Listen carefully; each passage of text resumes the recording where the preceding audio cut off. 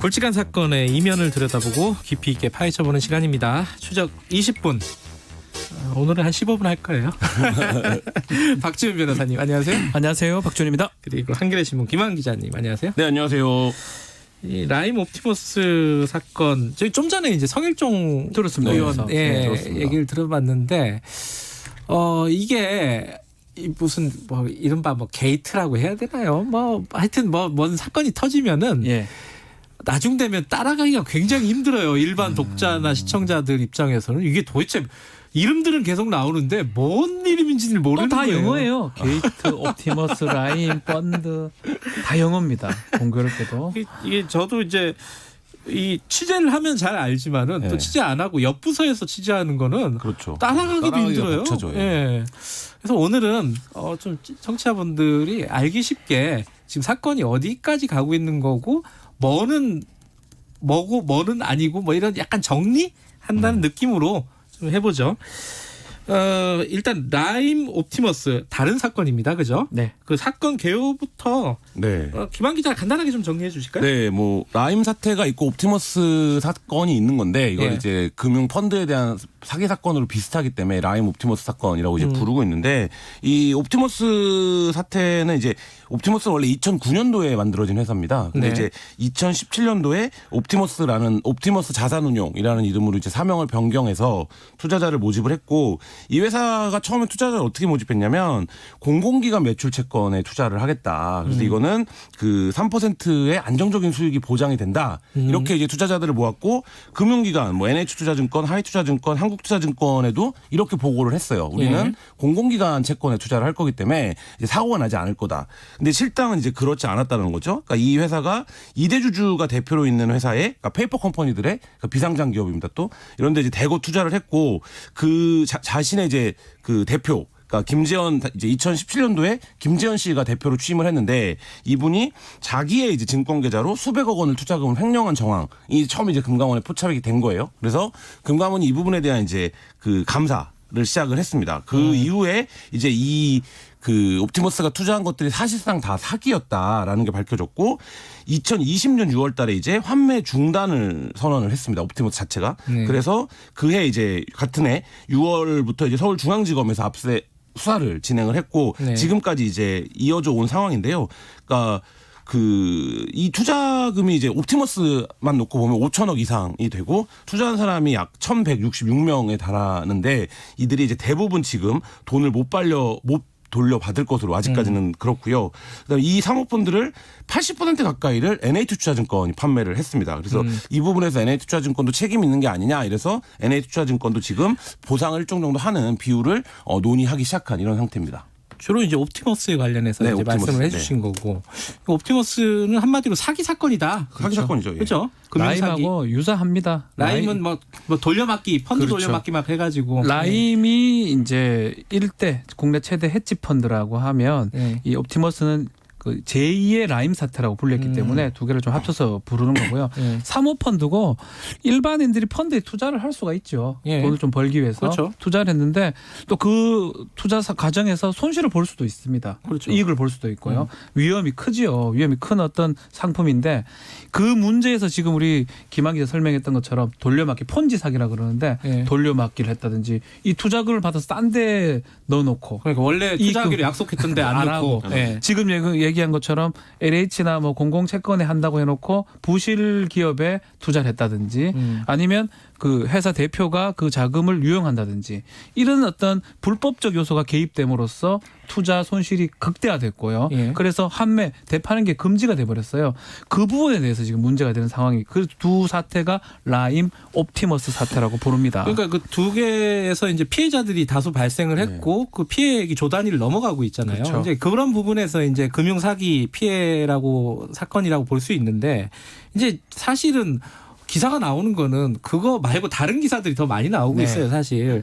그러니까 그게 이제 크게 보면은 두 축인데 하나는 왜 사전에 이런 문제가 발생된 기미가 보였을 때 금융 당국이 제대로 조치를 취하지 않았느냐. 그렇죠. 뭔가 이렇게 뒤에서 말이 들어간 거 아니냐 뭐 이런 의혹들인 거잖아요. 그 부분을 좀 조사를 사실 해야 되는데 그 부분이 빠져 있어요. 그 얘기는 많이 안 나왔어요. 뒷부분에 지금. 정관계 로비 네. 부분이 많이 나오는데 사실은 이 라임하고 옵티머스 사태에서 정말 많은 사람들이 지금 피해를 봤잖아요. 예. 조 단위의 지금 피해 금액이 생겼는데 과연 이 단계에서 부실 운용을 금융감독원이 감독기관입니다. 네. 어떻게 파악하고 있었으며 예. 어떻게 했음에도 불구하고 조치를 못 취했느냐 이 부분이 첫째 봐야 될 부분입니다. 네. 그러니까 두 번째는 이제 우리 지금 얘기해야 되는 정관계. 예.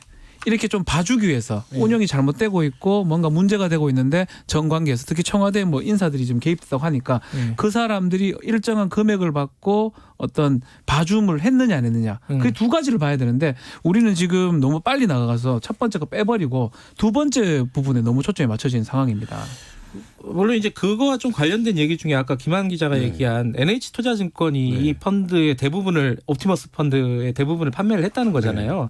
그 과정이 또 뭐였느냐? 왜 그러니까 NH투자증권에 어떤 로비가 들어간 거냐? 도대체 이렇게 부실한 상품이 그러니까 그 부분에 대한 얘기도 조금 나온 게 있죠. 그래도. 그러니까 NH투자증권이 판매한 옵티머스 펀드가 금액이 지금 4,500억 원에 달하는데요. 예. 그러니까 NH가 당시에 옵티머스 펀드 판매를 적극적으로 독려했다라는 거예요. 그러니까 그렇죠. 이 내용을 실상을 몰랐던 건지 아니면 알고서도 이랬는지 이런 부분도 이제 규명이 돼야 되는데. 이건 뭐 사장이 갖고 온 펀드다 뭐 이런 뭐, 내용 그렇죠. 그런 거죠. 소문들도 있었다고 그러니까 사장이 하고. 직접 이제 말하자면 이 펀드의 투자를 독려한 게 아니냐 이런 의혹도 있는데, 그러니까 뭐 일부 투자자들이 그런 얘기를 들었다라는 지금 진술도 나오고 있거든요. 그러니까 이거 하는 과정에서 이게 우리가 밀어주는 펀드다 말하자면. 그 판매원이 네. 그런 식의 뭐, 설명을 했다. 네네 그런 얘기도 나오고 있는데, 예. 그러니까 NH증권 측은 실사하는 과정에서 부실을 확인하고 지난 네. 6월달에 이 옵티머스를 고발했다 이렇게 설명을 하고 있어요. 그러니까 옵티머스가 로비를 직접적으로 하진 않았고 고위층과 연결됐다라는 건 이제 이 옵티머스 측 대표가 자신들의 사기를 좀 은폐하기 위해서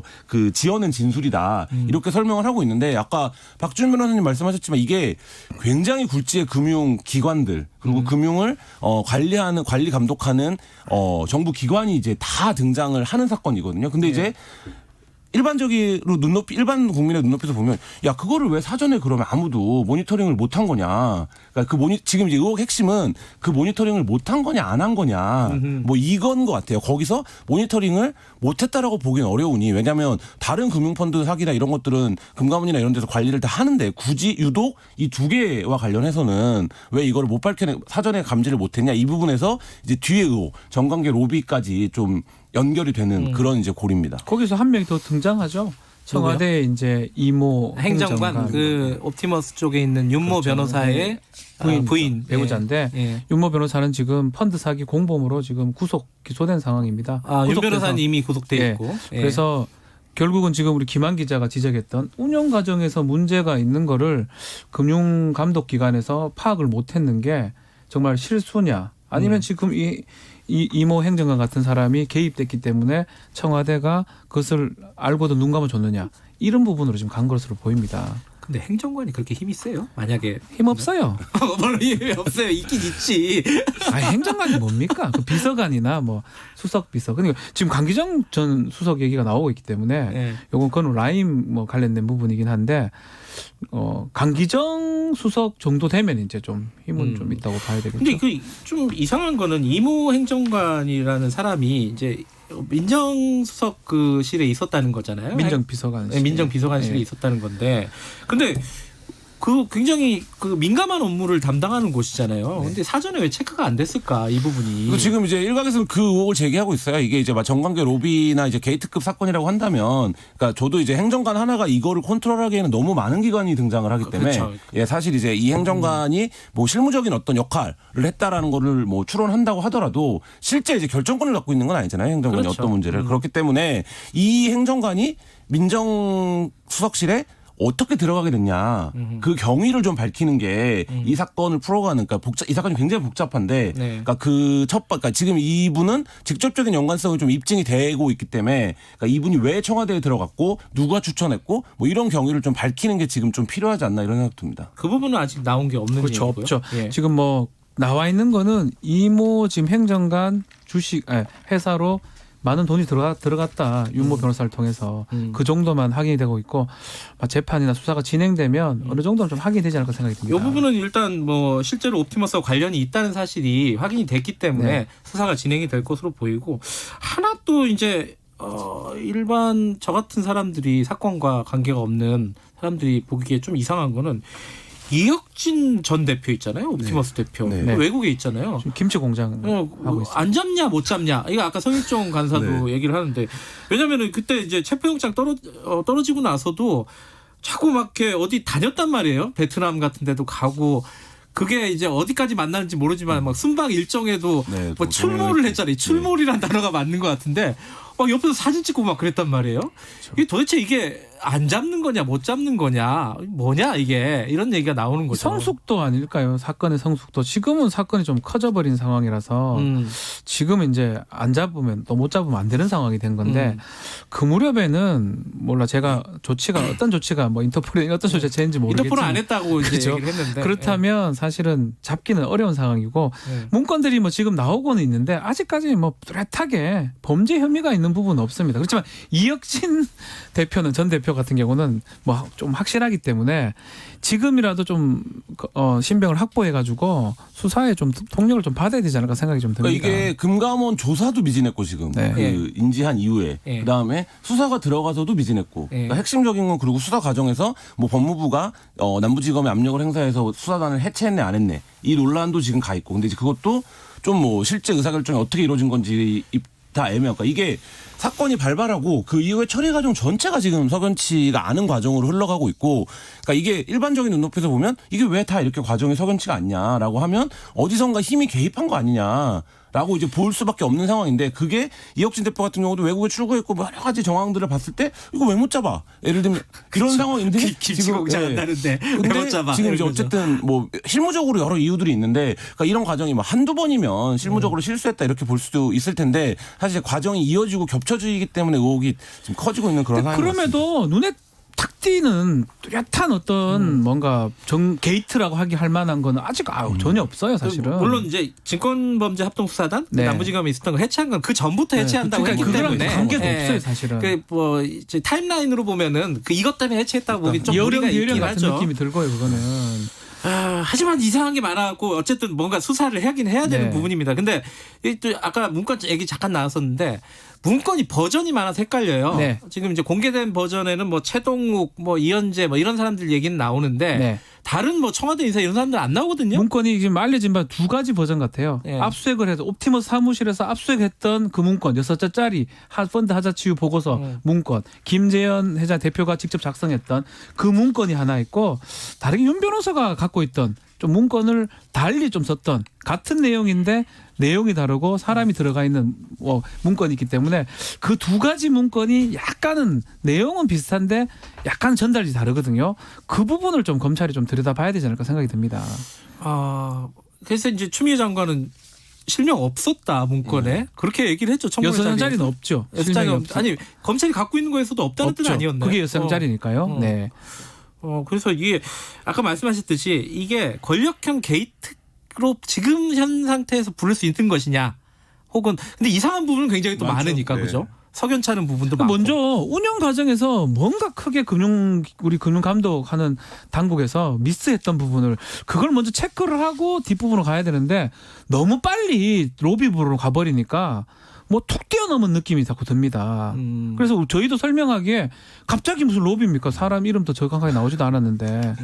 그리고 사모펀드를 뭐 저도 취재를 해봤지만 사모펀드를 이제 투자를 유치하는 과정에서 권력자나 힘 있는 사람들의 이름들이 많이 거론이 돼요. 그래야 사실 팔아먹어요. 네, 이름을. 돈이 모이니까 이제 그렇기도 했죠. 네, 그런 측면들이 있는데 지금 박주민 변호사님 말씀하신 것처럼 그러니까 이게 어떤 단계에서 어떤 맥락으로 작성된 건지가 경위가 정확하지 않은 상태에서 지금 로비 의혹인데 이름만 지금 등장하기 때문에 사실 어떤 당사자들은 굉장히 억울해. 그러니까 나 뭔지도 모르는데 예를 들면 그쪽에서 그냥 일방적으로 이름을 넣어도 사실 뭐 이쪽에서는 어쩔 수가 없는 상황인데 이제 그런 것들이 지금 좀 혼재되어 있는데 그게 박주민 변호사님 말씀하신 것처럼 이 사건이 지금 1년 넘게 굉장히 좀 미적거리 사실이 정확하게 밝혀지지 않은 상태에서 끌고 오다가 갑자기 재판에서 강기정 수석의 이름이 튀어나오면서 뭔가 커진 거죠. 이제 실체가 밝혔다. 대단한 뭔가 로비 의혹이 있었나 보다. 이렇게 지금 사람들한테 인지가 되고 있기 때문에 이 부분에서 법무부도 그렇고 금융당국도 그렇고 검찰도 그렇고 좀 빨리 사실관계를 확인해서 밝히지 않으면 굉장히 좀 또 소란만 일으킬 수도 있다 이런 생각도 듭니다. 빨리 하면 또 부실하니까 제대로. 신속하고 신속하게 꼼꼼하게. 제대로. 예. 예. 이거 두 분 다 공부 열심히 하시기 바라겠습니다. 다음에 한번 사건이 좀 아마 익어가면은 한 네. 2달 할 것 예. 같은데. 여기까지 하겠습니다. 고맙습니다. 네, 감사합니다. 김경래 최강기사 듣고 계시고요. 지금 시각은 8시 45분입니다.